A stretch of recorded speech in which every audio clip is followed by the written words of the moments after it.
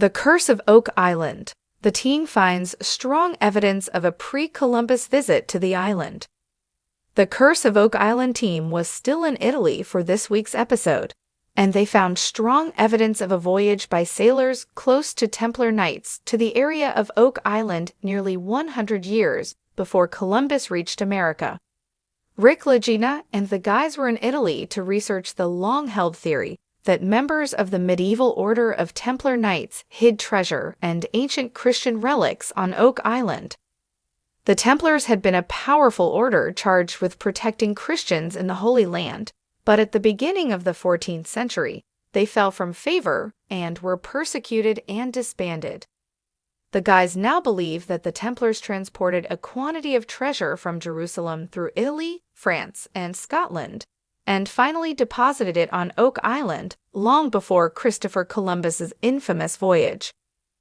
Rick and the guys met up with Professor Andrea Parabolante at the American University of Rome, where they learned about the voyages of the Zeno brothers, whom many believe traveled to North America in the 1390s.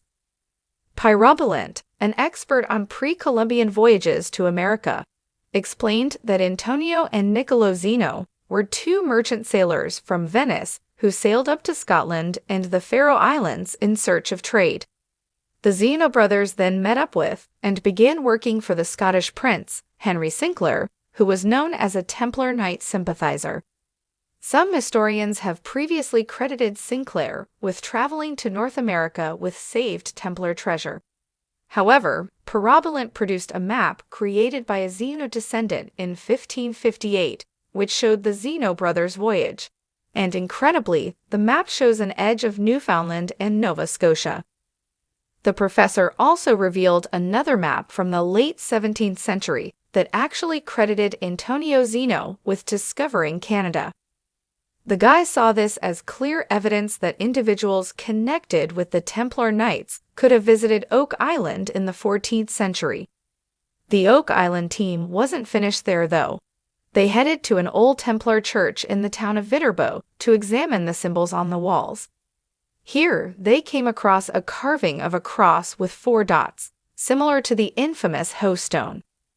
The Hoe Stone, found on Oak Island in the 1920s, was thought to be a marker and was so called because it featured 2 symbols that looked like an H and an O, with a cross and 4 dots in between.